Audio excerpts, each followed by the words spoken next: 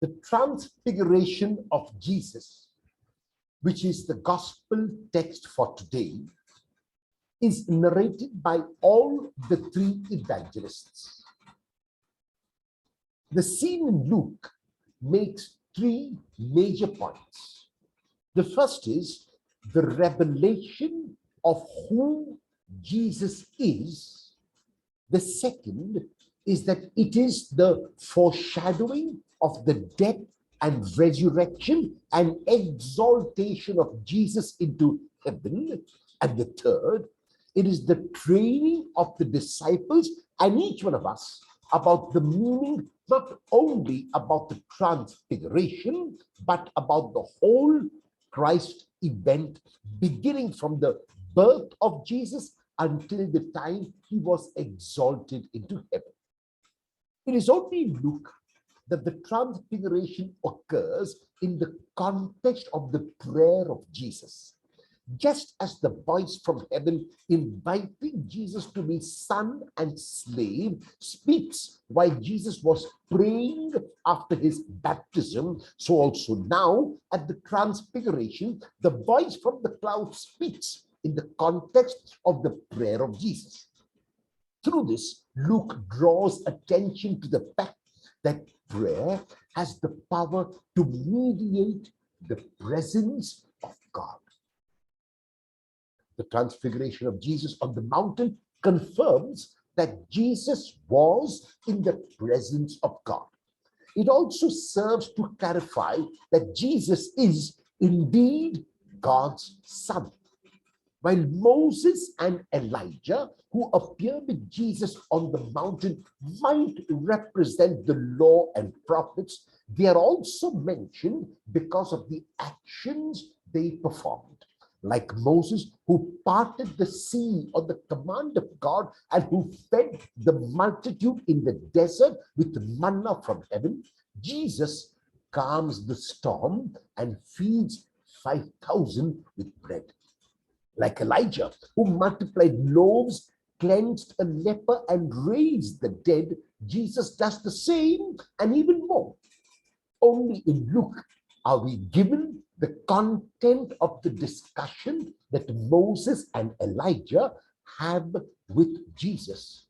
They're discussing the exodus of Jesus from this world to the next. They're discussing his departure. They're discussing his death, his resurrection, and his ascension into heaven.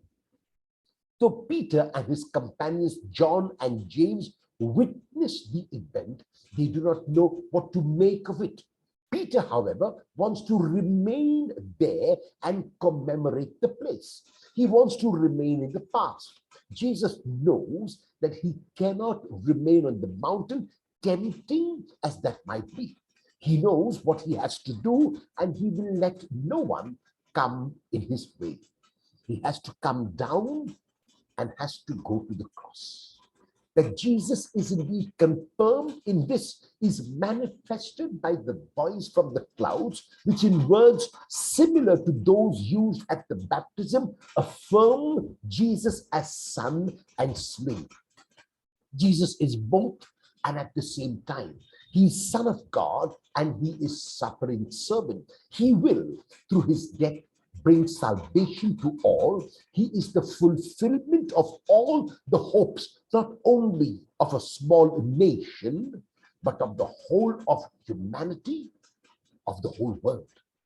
He supersedes both Moses and Elijah. They are no longer needed now that Jesus has come. And that is why, after discussing with Jesus, a short discussion, they disappear. Jesus is now alone. Jesus alone is needed for the salvation of the world. This time, unlike at the baptism, the voice from the cloud adds, listen to him. This command endorses and confirms Jesus' interpretation of the future course of events that will take place in life, namely his death, his resurrection, and his ascension. God approves of Jesus' orientation and wants the disciples to realize that this is the only way. Thus, they cannot remain on the mountain. They cannot remain in that temporary glory. They cannot freeze the event and stay there. They have to go down with Jesus if they are true disciples and let him go to where the cross awaits him. The Transfiguration is an event which encapsulates the whole Christ event. It is here that we see the entire life of Jesus, his ministry, his death, his resurrection, and his ascension unfold. It is the summary of what was, what is, and what will be.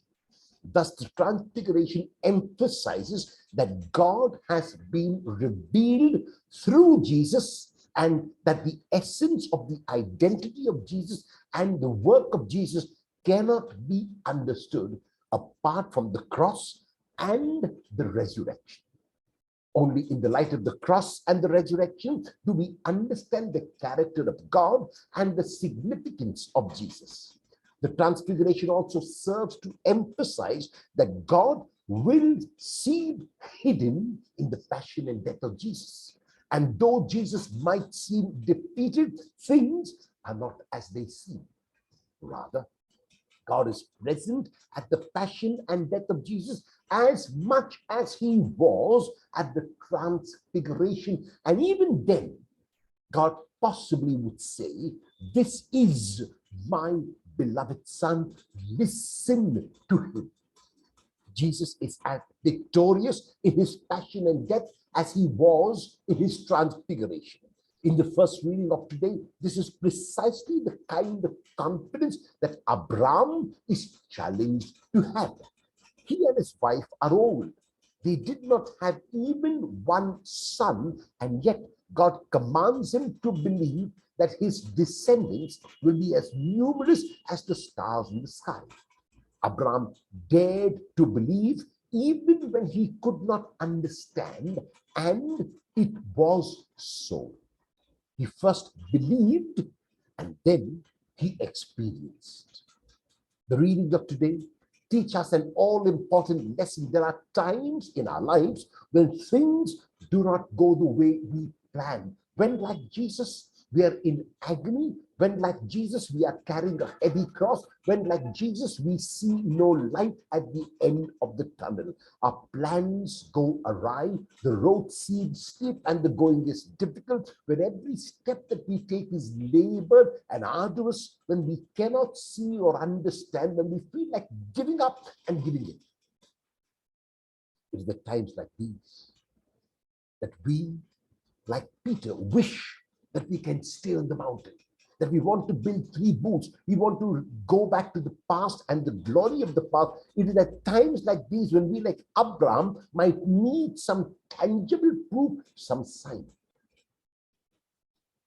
And yet the Transfiguration of Jesus and the attitude of Abraham teach that God continues to walk ahead of us, and God is true to the promises God makes. Though we may not be able to see God as clearly as we would like, God is present. This is why Paul calls the Christian community at Philippi to join him in imitating Christ. This means that they must be able, like Christ, to look beyond and not be weighed down by the trials and tribulations of the world. It means that they must continue to have faith and trust at all times, since trials and tribulations are always temporary and passing. What is permanent is God's unconditional love manifested in his Son, Jesus. Our confidence is not in our ability to overcome the challenges that come our way, but in God's grace that we constantly receive and receive again and again through Jesus Christ. When you are faced with challenges during the coming week, will you give in, give up, or believe that God continues to walk